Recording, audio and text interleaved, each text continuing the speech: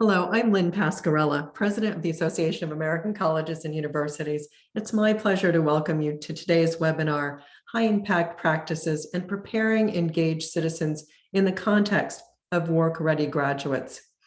This webinar is the fifth installment in a six-part series co-organized by AAC&U, Kaplan, and the Association of Governing Boards.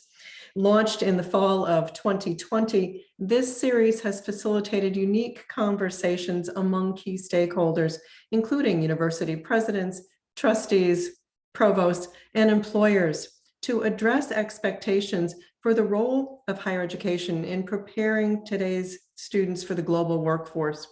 We're delighted that so many of you have joined us for today's discussion. Before we proceed, I want to thank Kaplan for its generous support of this webinar series. When it comes to learning and workforce preparedness, the conversation often focuses on the outcomes or skills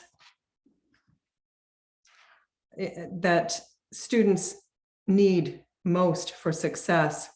But equally important are the experiences students engage in while in college that encourage their development of those skills. At AAC&U, we've identified a list of experiences called high impact practices that tend to be highly effective in promoting students' success in college, such as undergraduate research, service learning, and internships, to name a few. Recent findings from AAC&U's 2020 employer survey indicated broad consensus among employers that students' engagement in these experiences and others helps them to stand out among job candidates. But engagement in these experiences isn't just about job skills. It's also about engaging students in democracy as citizens and as leaders in local, national, and global communities. How should we make sense of the dual purposes of student engagement with workforce preparation on the one hand and preparation for citizenship on the other? Is this duality, in fact, complementary? We've invited a remarkable panel of national leaders to share their perspectives and to respond to your questions. John Alger is president of James Madison University, a public university located in Harrisonburg, Virginia, that serves nearly 20,000 undergraduate students. Among JMU's most notable accomplishments is that approximately 4 out of 5 students complete an internship, practicum, or undergraduate research. JMU is also celebrating its softball team's historic semifinal run at the Women's College World Series. Gilda Barabino is president of Olin College, located in Needham, Massachusetts. Olin College is an engineering school with an enrollment of just under 400 undergraduate students. Its curriculum is project-based and interdisciplinary, with an emphasis on design, innovation, and integration of the liberal arts, and attentiveness to students' intellectual and personal development. And Nicole Washington is vice chair of Miami-Dade's District Board of Trustees. She also serves on the Board of Trustees for Florida A&M University. Her work as a national education policy advisor and principal for Washington Education Strategies, LLC, involves integrating work and education to build a talent pipeline in Florida and improve post-secondary outcomes for all students. As we proceed with this webinar, please use the Q&A function to send your questions, which we'll be monitoring and have the opportunity to address either at the end or throughout the conversation. And please use the chat function to communicate with the IT team about any technical difficulties that you might be having. So we're going to begin, and I'm going to start with Gilda. Gilda, we talk about civic responsibility in higher education, and we talk about workforce preparedness, but we almost never talk about those two things as being related. How do you see the development of career skills and preparing students to be engaged citizens as complementary rather than as opposing endeavors? Sure. Thank you for the opportunity to talk about that. I actually believe that engaged citizenry and work preparedness go hand in hand. And so to ensure that our graduates are work ready and contributing citizens, I think they need exposure to real world problems and applications, but they also need to understand societal implications of their work and how to use it and how their knowledge might be used responsibly. So educationally, I think there are a few things that we know that could be effective ways to make that linkage. So we know that students learn by doing. We know that working collaboratively on teams actually helps with both social and technical skills building. We know that students are drawn to things that they really care about. And we know that students want to make a difference in the world and they want to interact with that world. We also know that people-centered and humanistic approaches will actually make a difference for students to understand their role as citizens. So I think to illustrate the points I'm trying to make, it might be done best with a few examples that come from Olin. Like, how do you actually train students in ways that they're work ready as well as engaged citizens? So we have some courses that I think illustrate the point well. And these are project-based courses. So one is called user-oriented collaborative design. And like the name implies, the students work collaboratively on teams. They engage with people to understand their needs. And then they're designing specifically for those needs that they've identified. We have another course that's called Engineering for Humanity. And I love this course. It's led by an anthropologist. And in this case, the students are designing specifically for aging. So they work directly with a population of older adults and they hear from them and they learn from them, like what are the needs that they have as they are aging? And then they design for those needs. While they're doing that, not only do they get understanding of those individuals in their lives, they start to learn more about aging in society and how our society treats those who are elderly and the societal implications. And the last one I want to leave you with is affordable design and entrepreneurship. And in this case, again, it's user-centered. And the idea is that they're coming up with designs to serve underserved communities and those who don't have access, and then thinking about ways to address inequalities. Mm-hmm. So the one thing that you might notice that all of these things have in common, student teams working collaboratively, design-based, people-centered. Mm-hmm. And in engineering at Olin, we like to say, engineering starts and ends with people. So this idea of thinking about people at the center and using real-world problems and engaging as teams actually allows that attempt to train students who are both work-ready and engaged citizens. Those are really compelling examples. And I know at Olin, you have a unique admissions process. When students are coming in for interviews and these group interviews, do you hear them talk about this desire to integrate engaged citizenry and the curriculum? We do. You know, we're lucky that the students are so wanting to be in a place where they have some flexibility that they can pursue those things that they're really interested in. And many of them have already done projects in their communities. So this idea that you can come hands-on and have this opportunity to work across disciplines because they know they're joining an institution that is interdisciplinary by choice, no departments, and students are at the center as co-creators in the learning. So I do think we draw a type of student that's really looking for ways to be impactful and use their education to do that. Thank you. And John, JMU has made very explicit commitments to civic education, including the renaming of 3 buildings on campus that had been named after Confederate military officers. In your mind, how does JMU's culture of civic responsibility support students' long-term career success? Thanks, Lynn. It's great to be with all of you. And I want to say, first of all, that I very much agree with Gilda that this is not an either or, it's a both and. When you think about the skill sets that students need for success in their careers, they really are, I think, these days, the same set of skills that you need for engaged citizenship. For example, critical thinking, communication skills, information literacy, problem solving. You know, Gilda mentioned teamwork, leadership, experience working with diverse colleagues and peers, ethical reasoning, and resilience, right? So that's the set of skills that we're trying to teach at JMU, both in the curriculum and in the co-curriculum as well. And we're, of course, named for the father of the US Constitution. So that really means something to our identity, to talk about not just what are your rights in a democratic society, but what are your responsibilities? And I think what that does in terms of preparing students for life and for careers is it develops that sense of agency and purpose, that students realize that nothing they're going to accomplish of any consequence is going to be done alone or in isolation, but you constantly have to think about what it means to be an individual within a larger society where your choices and your actions make an impact on the people in the community around you. And nothing has taught us that more than COVID, right? When choices people made every day literally could be a matter of life and death for people around them.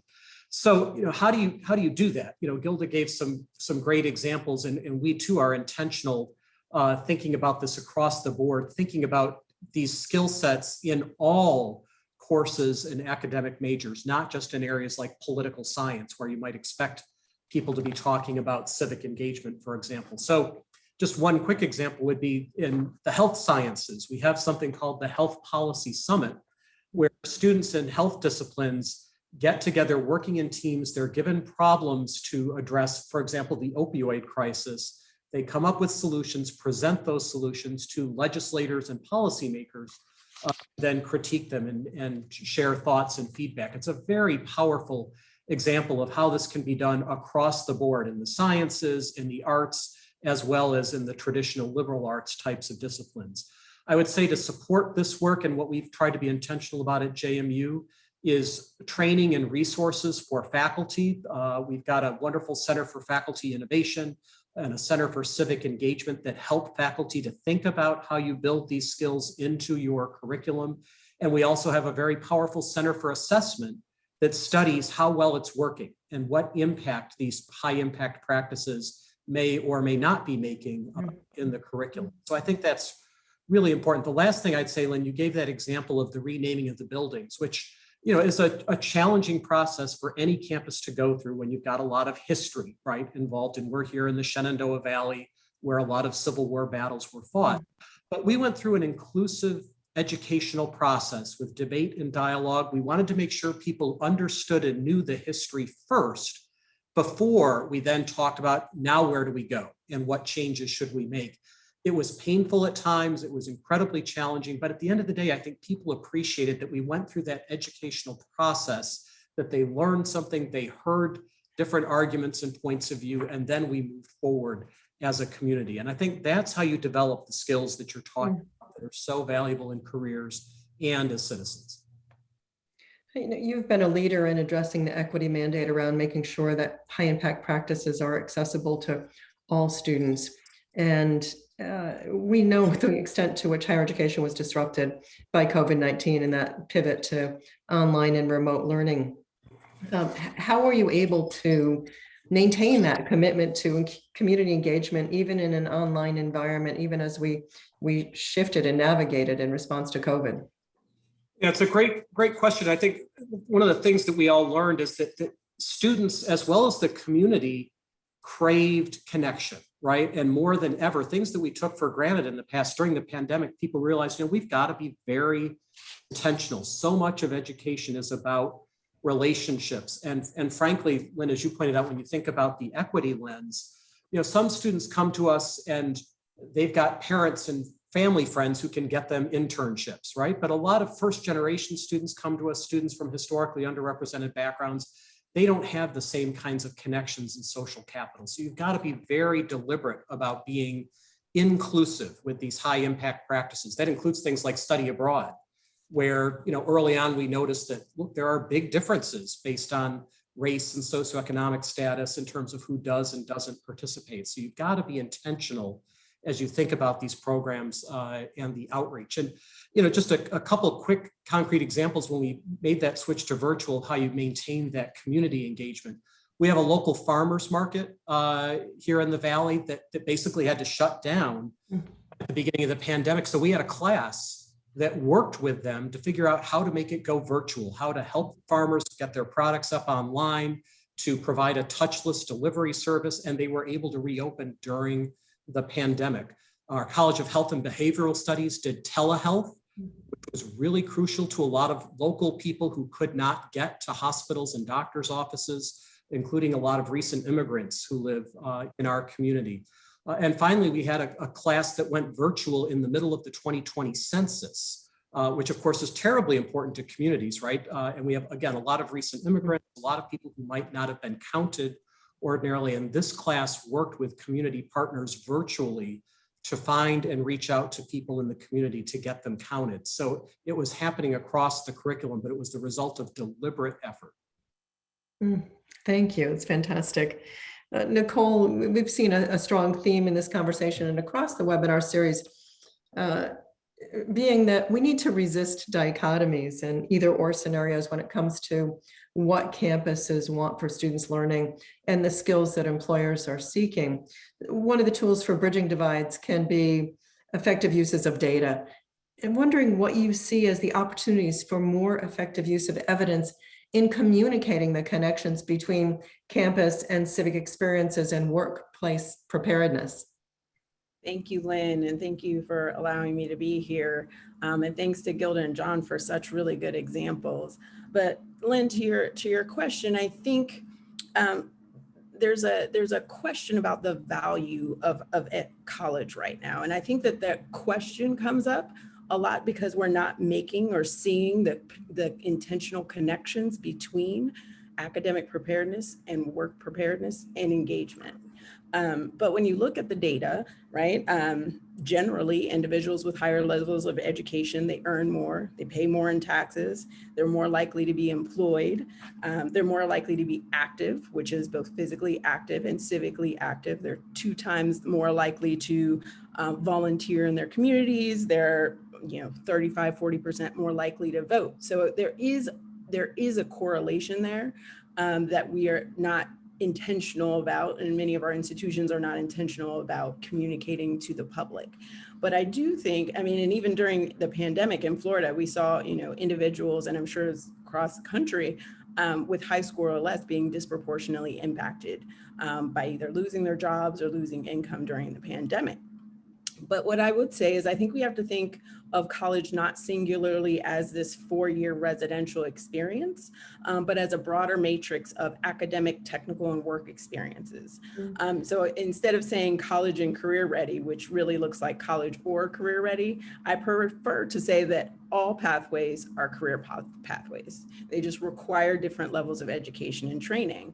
And that begins to break down some of the binary nature that we see between the academic and the technical skills and programs, and seeing the strong signals that we're getting from the market, right? Accelerating technological change, growing demand for skills, increasing expectation for employees to be adaptable, shifting labor demographics, shifting work modalities, means that more folks are going to need to get more education and training throughout their careers and their lifetimes, whether you start with a short-term certificate or whether you start with a bachelor's degree. And so what that means is that not only do we need to be thinking about students coming out of middle and high school, but we have to be more intentional about adults and what that means and how we engage adults in ways that are meaningful to them and meet them where they are. And I'll add, data is a powerful tool, but data without information, which is context and insight, and without an action plan is really useless. So, we have so much data that I would say that we probably can get ourselves in analysis paralysis. I had, during the summer, we were looking at data we were basically daily, hourly looking at credit enrollment. We were looking at headcount enrollment. We were looking at which classes and which programs and where students were and where we were missing things. That, without a plan and without some context can actually paralyze an institution instead of having us rethink the way we do some of our systems. So the question I would ask, to folks on the call or on the webinar is, when we think about reducing the binary systems, do our business practices actually allow and reflect that? So we want to make work experiences, civic engagement, more integrated into our academics, but do your business practices actually allow for that to happen? Are individuals having to pay for work-based learning experiences? Can you move from credit to the non-credit side of the house if they happen to be on other, 2 separate sides of the house? because we create as institutions things in silos to meet our needs, but we don't necessarily think about and one student moving through each of those and the sorts of help and supports that they need throughout their learning experience. Thank you. There's been a flurry of legislation in Florida related to higher education and employability on the part of college graduates. And I remember talking to legislators when I was a college president, and they said the best thing you can do is give us some concrete examples of the impact that you're having on communities. So what are some of those examples of how this work is already taking place in Florida? So one thing I will say at Miami-Dade College, we noticed that our non-credit, our workforce side enrollment was going down during COVID. And so, initially it was COVID, we had to switch to remote. A lot of the opportunities didn't lend themselves to remote, but then we actually went back and looked at trend data and saw that it had been going down year over year. And so that led us to some different context and insights, right? It's not just COVID based. What is it that we need to improve? And so one of the things that they improved was the enrollment process.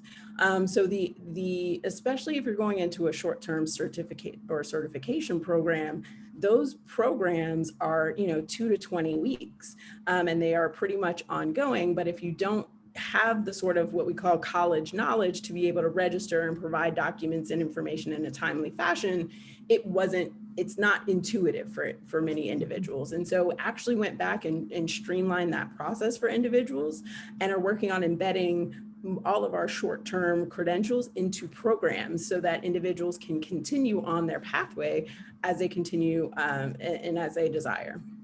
Excellent. So we've had questions about the extent to which virtual high impact practices are going to continue even after the pandemic. Gilda, what do you think? Sure. I want to pick up on what John was saying, like people need that connection. So I think that what we need to do is find what is it that we can take those lessons learned from the virtual that can enhance what we're trying to do in terms of in-person interactions. But I don't think that it's going to go away that we need the personal interactions. I think as we think about access and affordability and reaching groups that we hadn't typically reached, the kinds of things that we learned from the pivot to virtual and using those in ways to extend reach is important, but they're not necessarily a substitute for the kinds of things that we need for in person. So a combination of things that allow us to do what we were doing in person better and extend it, but also thinking about the core pieces that we don't want to lose. Because one thing I really want to emphasize is how much we learn that students need each other and how much they learn from one another. So it's not just about the interaction with students and faculty, the peer-to-peer interaction and what they get from physically being together as part of their learning experience, becoming prepared for the workforce and so on. There's no substitute for that. So how do we capture all that and use it together? Thank you. John? Yeah, well, I certainly, again, agree with Gilda that virtual is not going to replace in person, but I think we learned during the pandemic some valuable lessons about how we can increase access to things we do.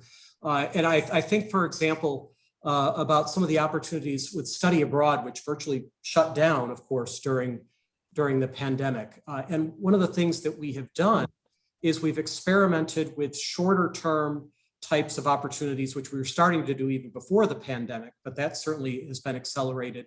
And doing things virtually like internships with international organizations and partners.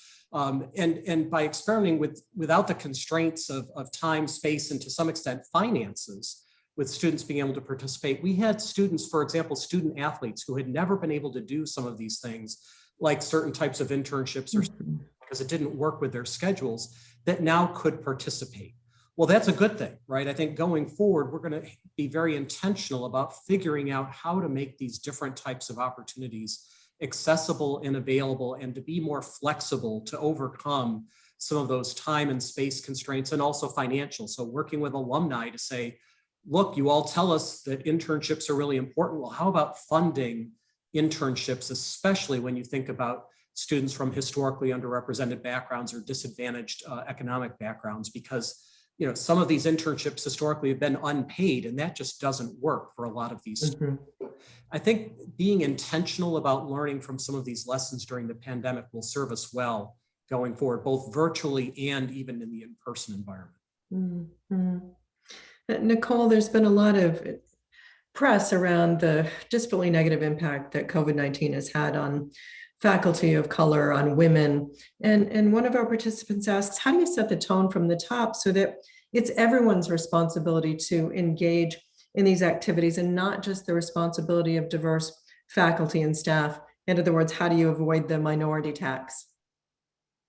That is a very interesting question. I think it takes a team and it takes a village. And I think when you think about all of the people in places, in community partnerships, and depending on if you're at a community college or at a HBCU, it takes a village to really help students succeed. And so how do you tap into that village? How do you use technology as an asset? Because I do think there's a lot of consternation around going remote initially, but I do think when we looked at students, we saw that some students liked it and some students didn't. And we saw that adults really liked it. And so thinking about, especially from the FAMU perspective, how do we broaden that? And how do we really allow for us to be able to galvanize all of our partners and all of our folks really around these efforts so that we don't create more work or we don't become more taxed, but we actually are enabling ourselves to do more with the same amount of time, and building our talents and celebrating those talents. But I do think, to Gilda and John's point, one of the things that we learned at both of my campuses is around financial aid and automating systems, because our systems actually are very people dependent, right? They're dependent on both the individual being able to access a person and the person being on campus. And we moved a lot of our financial aid supports, our mental health supports, our registration, our admissions, everything online, in a way that I do think will enable a broader access. And that is really to the heart of how you can actually get at some of this. How do you reduce the burden on certain individuals is by sort of spreading it out in a way that no one person or no one set of individuals has to carry it. Thank you. Gilda, you had this extraordinary opportunity that comes once in a century to take on a college presidency in the midst of a pandemic, following a president who was a founding president, who had been the only president. And I'd love to know what you learned, but also then how are you setting the tone from the top?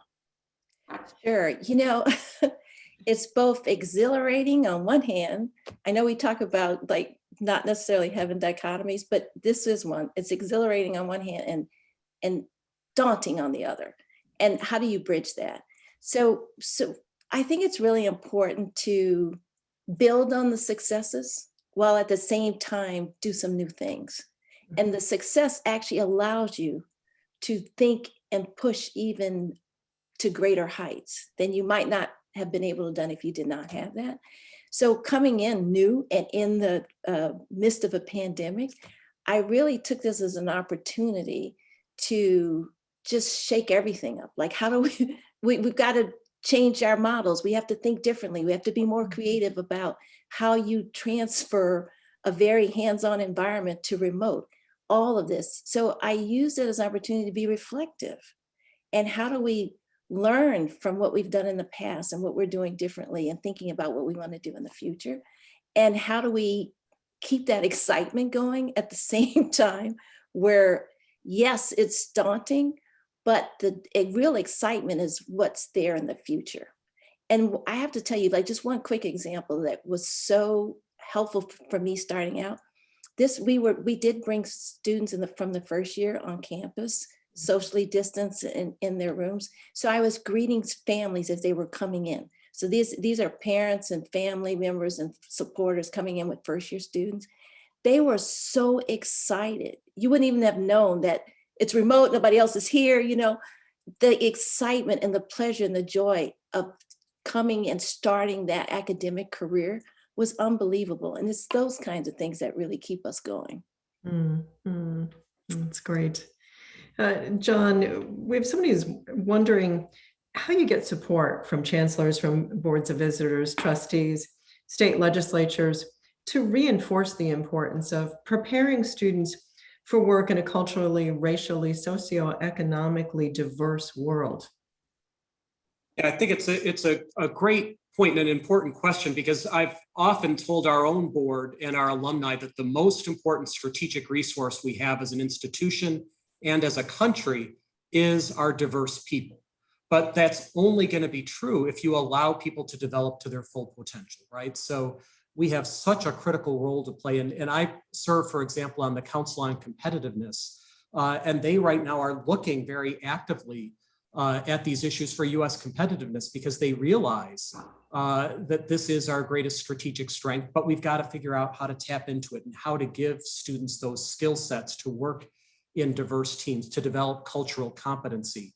And so I think you have to constantly reinforce the point that diversity and excellence go hand in hand. They are not, two opposing forces, but they reinforce one another. And it is critically important for students to develop these skills to be successful in careers and in life. And I think as people get experience with that and they see concrete examples of companies that have diversified their leadership and have been more successful and creative, that they start to get it. Last thing I would just mention, Lynn, that we have certainly done on our own campus that I think helps with this. You've got to think about the incentive and reward structure. And that can be very powerful. So our strategic plan, we talk about the importance of diversity, equity, and inclusion efforts. We set goals, we hold people accountable, and we think about things like promotion and tenure policies. What are you recognizing and rewarding? And that's the kind of structure, I think, in higher ed that we need to be thinking about. If we want to support this work and elevate its importance, what are you recognizing, acknowledging, and rewarding? And I think that sends very powerful messages to the community. Mm-hmm. Thank you. Nicole, in the first 3 months following the declaration of COVID-19 as a global pandemic in the US, we saw 51 million people file for unemployment. And now we're seeing a record number of people who are walking away from their jobs, mostly frontline workers, saying, this just isn't worth it. I've learned a lot about the meaning and purpose of life from what we've experienced over the past year. It seems that now it's more important than ever that we engage in lifelong learning, that we focus on adult learners. And so we have someone who's wondering, how do we support post-traditional age students or older adults returning to take advantage of these experiences? Are there models of providing continuing education credit? And, just as an aside, I'm going to be meeting with folks from a community college tonight who've had to cut their continuing education program. So as we're allocating scarce resources, what should we be investing in response to this current crisis? So Lynn, you're correct. This is, a very interesting time, because normally during a recession or a pandemic or things happen, people come out of the workforce and they immediately go back to college, but we have not yet seen those enrollment bumps. And so what does that mean to us as institution leaders? As, what does that mean? What do folks want that we're not actually able to provide? What is an adult look like? And I think it goes back to us thinking about unbundling college, right? So we have created college as a unique experience where you have 60 or 120 credits, and you have to, you do it in a certain amount of time, and then you're done and you go into the workplace. That fundamentally has to shift. And so what does that look like? Can we take, our general education core, which we have in Florida, I'm assuming in other places as well. So like basically your first 30 hours, 36 hours. How do you, does that need to go first? Or can you put some of the technical practical skills within at the beginning so that students can actually get a core sort of understanding and concept of what they want to do, and then go into the workplace and actually make some money, and then find hybrid ways to continue their education? That's not something that we've done, but it's something folks are really looking at. I do think you're starting to see, especially as we're looking at data around adults trending towards online, adults trending towards shorter term certificates. Something, especially when you're talking about equity, a reckoning has to happen there as far as adults who have been displaced from the workforce. What does that mean? What kind of skills and credentials do they have? I think we also have to do a better job of recognizing the skills and learning that they already have and that they brought from the professional space, and how do we integrate that into the workplace? I was having a conversation with an individual about Walmart's business model and how they have basically a career ladder within the organization. But then if you also choose to go to college, they find a way to import that skills and training that you got through the internal training into college credits. We see that happening at Miami-Dade a lot more, from the non-credit side of the house to the credit side of the house. So I think, breaking down these dichotomies around what learning counts, and what we consider and what we're going to quantify as goals or a standard of learning needs to be done a little bit better, along with how we signal to individuals and employers about the learning that happens in the work and academics, right? So, we give, if you are a college student, you get a transcript. That transcript lists your courses and your grades. It does not list your skills and your competencies. But somehow when we say work ready, we assume that student can take what they've learned in a class and translate it into skills and competencies on a resume. I think that has got to break down. Florida actually this year in House Bill 1507, which was a major workforce package, actually allows for faculty to sit and come together and think about how we can embed employability skills, like the critical thinking, the marketing, the critical thinking, the teamwork, communication skills into the gen ed core, and then actually transcript it or put it on in a way that it tells both the individual what they learned and it tells the employer what learning was happening and skills and competence were in that course. So finding ways to really integrate functionally these experiences, whether you got it, from working at, customer service, you've got communication skills. We don't give credit for that. So how do we do it better? How do we do, prior learning assessments? There's so many tools that we have in higher ed that we've been sort of, tinkering with on the edges that we really need to think about how to implement with fidelity and at scale if we really care about, getting especially adults back into the workplace, because adults want, it's hard to start when you're like, I have to go 120 hours, but if you, or 60 hours, but if you say, I'm going to give you 9 or I'm going to give you 30 and you only have X amount more to go, that's really an incentive for individuals along the way. Yeah, this is such an extraordinary moment of opportunity to revolutionize, reimagine higher education. And our own employer surveys, the latest one done in 2020, showed that employers are more interested in e-portfolios demonstration of student skills and competencies and knowledge than they are grades, which don't tell you very much. So that's fantastic. Gilda, my colleague at AAC&U, Sia Sheldon, does this extraordinary work on cognitive bandwidth, the ways in which stress around racism, sexism, homophobia, ableism, other lack of belonging issues reduce cognitive bandwidth, the capacity of students to learn. But she's also focused on the ways in which this past year has reduced cognitive bandwidth for faculty and staff.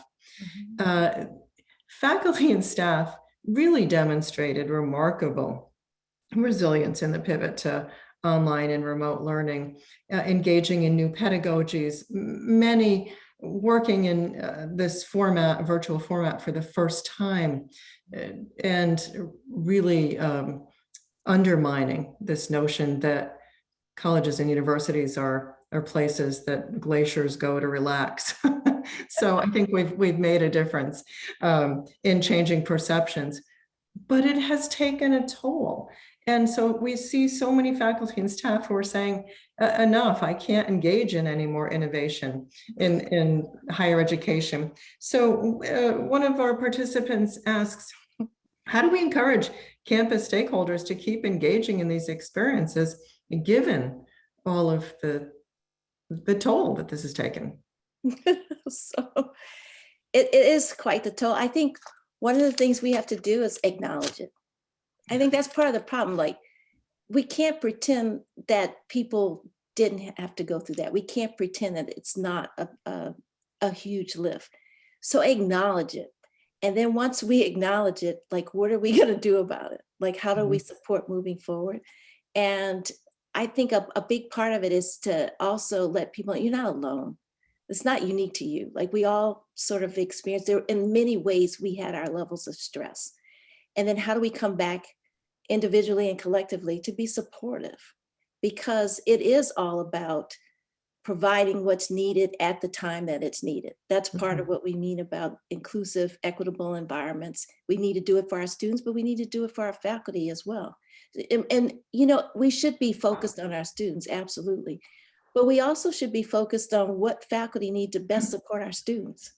And we need to be focused on ourselves, on how are we maintaining our own health and well-being so that we can bring our best selves to the table to work collectively for those students and for education.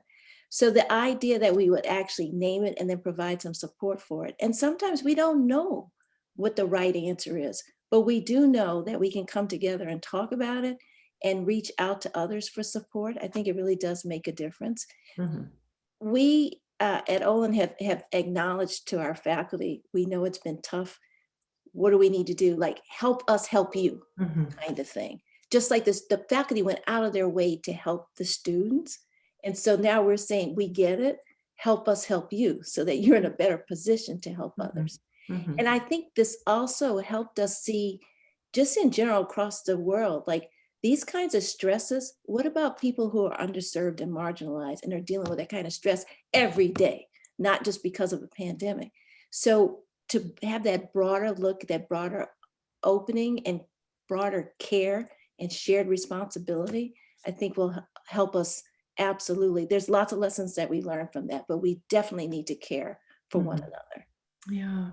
No, for decades, I was in a state system where we were thrilled if we had a 3-year contract with a 0%, 2% raise. But it mattered. What mattered the most to us is that the work that we did in engaging students in high impact practices was rewarded in the tenure and promotion process. And so there are multiple ways that we can recognize the good work that faculty are doing. I think you're right, because at the end of the day, people want to feel like they belong, but they also want to feel valued. Yes. And that their contributions are valued. And Nicole brought up a point earlier about, you know, the shared responsibility, particularly because of this tax. But one thing that I wanted to add to what Nicole was saying, and John actually reached a bit of it, like, you got to give credit. So it's not so much just that people of color or women who are taking on these extra roles, it's not so much that they are feeling like, I don't want to do it, because many times we want to do it. You want to help those who look like you. You want to mentor. And we need that kind of same gender, same race and ethnicity, same other forms of identity, mentoring and so on, role models. We need it. But we need to give people credit for it and value them for that. So if we make that combination, I think that will certainly go towards making it better for everyone. Thanks. And John, how can we better work with employers, business industry to communicate around the skills that are needed and how to prepare our students for employability, not only at the entry level, but in moving and advancing within their careers? Yeah, I think it's a really important conversation, because I think there's a disconnect when you look at some of these surveys, right, where students report that, oh yes, I'm ready to enter the workforce and I've got the skills that I need. And that employers say, well, not so much, right? We're feeling like we have to do a lot of on-the-job training. And I think we need to be talking more with each other about what those expectations, ought to look like and what our respective roles can be.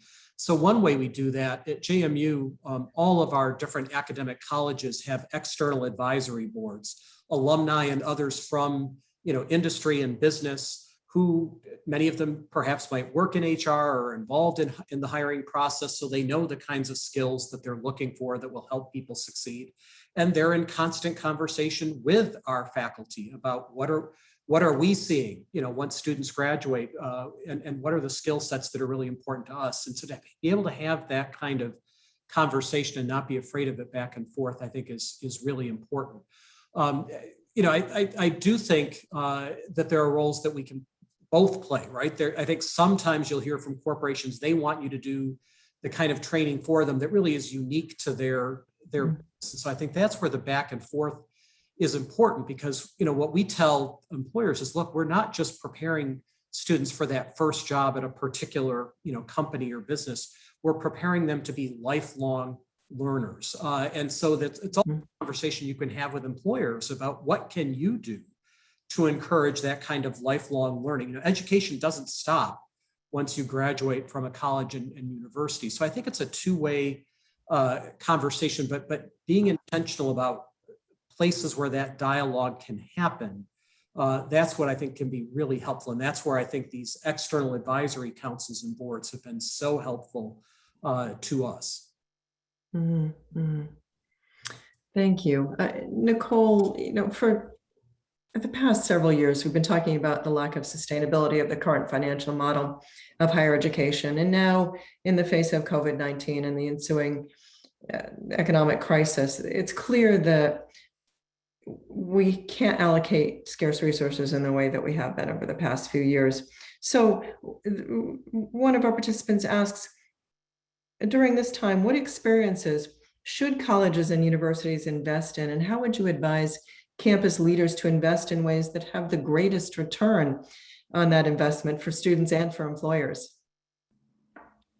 Well, that is $1 million question, Lynn, and something that we've been going through, especially at Florida A&M University. We've actually been looking at a program review, a program evaluation over the last several months.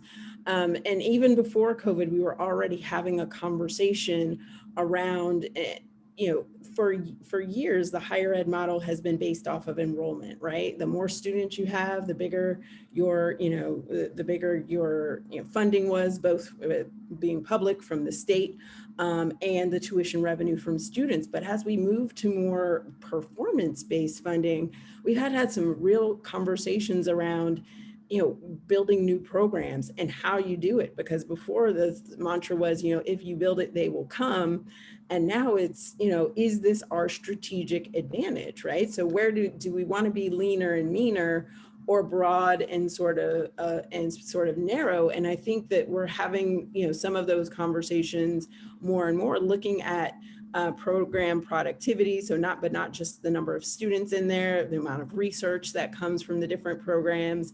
Is it core to our mission? And which programs have we built up? And maybe they should be retired, because this is going to be, higher education right now. And this is the conversation, we can't, do more with less, the money is not, the revenue is not flowing the way that it has been. And that requires, as a business leader, you to make different business choices. I think, Gilda and John brought up some good points, but I think that another untapped resource is often trustees. I think that trustees, when they come into this role, are kind of like, oh my gosh, I don't know education, and sort of drop many of their fundamental business practices at the door, because they assume that education is just this other world, when in fact it really isn't. And so, I have conversations with different folks during COVID, especially around hiring and our ability to keep, the number of faculty and staff that we have. And, business leader, other trustees will say, well, of course, in my personal business, I did restructuring. I made programs more efficient, or, we moved people around to meet different needs.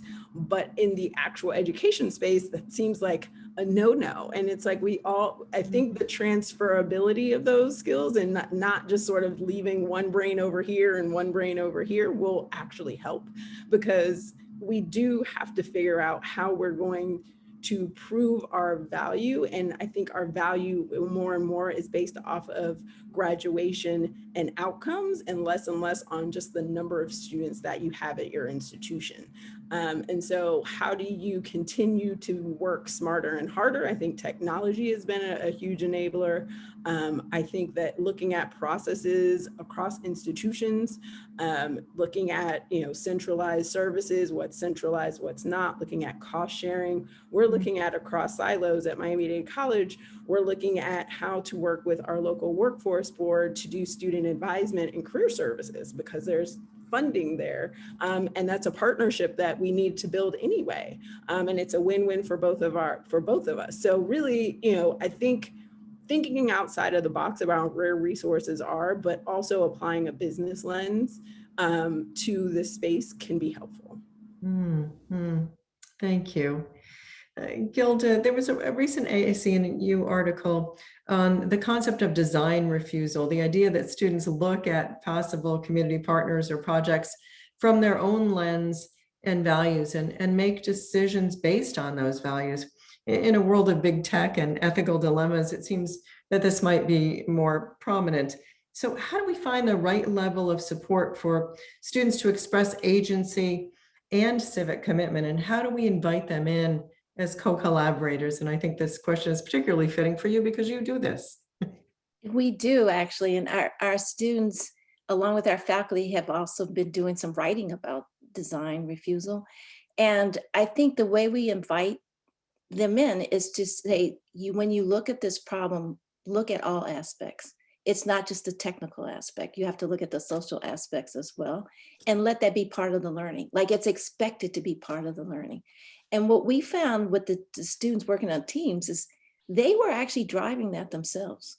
So the students are engaged in their project, they're using their technology, and then the more they learned for who they were designing for, in several different examples, they said, wait, I don't feel comfortable with this.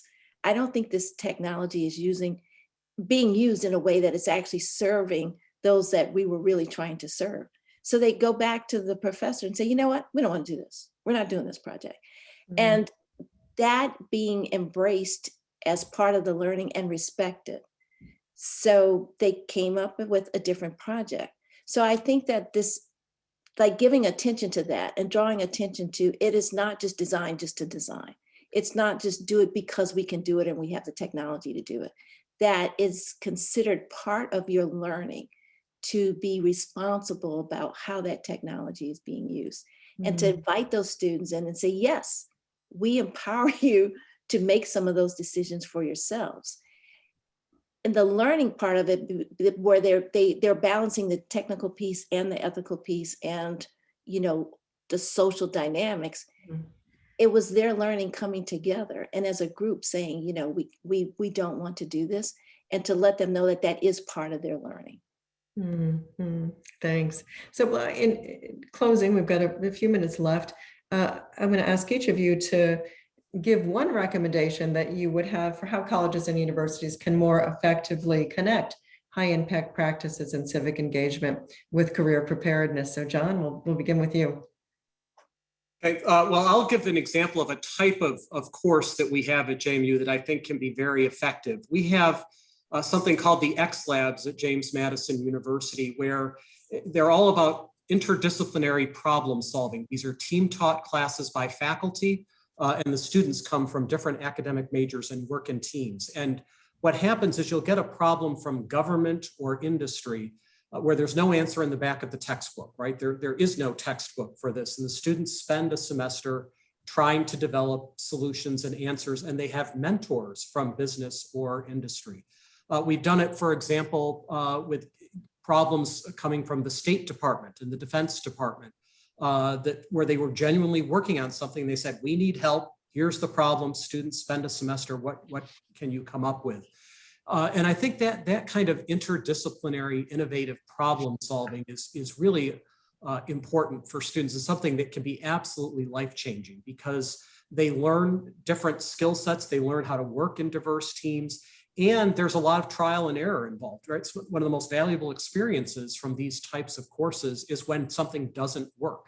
Or they bring it to their industry mentor or government mentor, and they say, well, here's why that really isn't feasible. So it's a very powerful kind of learning experience that can connect alumni or people from government, with our students. And that, I think, it's not an inexpensive way to teach and learn, but it's very powerful. Thank you. Nicole. So I think I'd go back to this figuring out how to transcript, or figuring out how to account for academic and technical learning and skills and competencies in one space.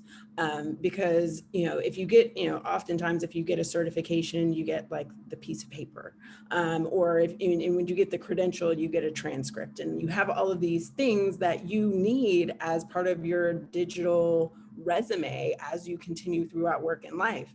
But, you may lose it over time.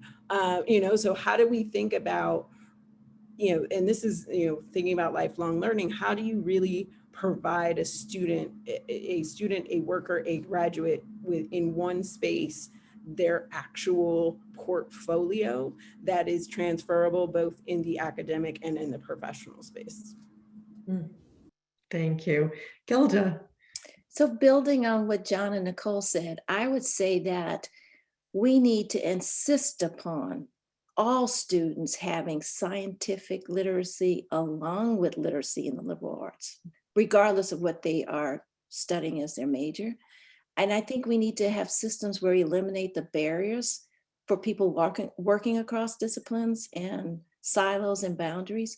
So, I can use Olin again as an example. It was founded on being interdisciplinary without those traditional borders. There's no departments, there's no tenure. And so everything is done in an interdisciplinary manner where there's the integration of engineering, liberal arts, and entrepreneurship.